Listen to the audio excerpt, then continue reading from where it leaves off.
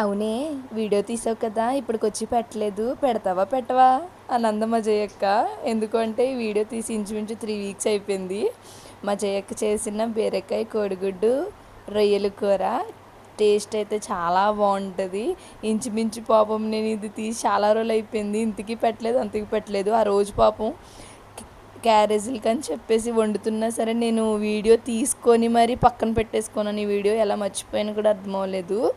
మీకు కూడా ఎంతమందికి ఈ కాంబినేషన్ ఇష్టమో చెప్పండి, ట్రై చేశారో చెప్పండి.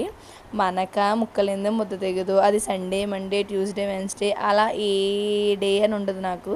ప్రతిరోజులో ఏదో ఒక ఖచ్చితంగా మేము నాన్ వెజ్ తింటూనే ఉంటాము. అందులో మా జయక్క చేసిందంటే మీరు గమనించారో లేదో, ఒక్కసారి కూడా మనం ఈ వంటలో మూత వేయలేదు. ఎందుకంటే అంత ఫాస్ట్గా వంట చేస్తుంది మా జయక్క. ఒక ½ అవర్లో ఎన్ని కర్రీస్ అయినా వండమంటే టప్ టప్ టప్ మనం వండేస్తుంది. మనకేంటండి ఇంత బాగా వండి పెట్టిన వాళ్ళు తిని పెట్టడం మనకేంటి చెప్పండి.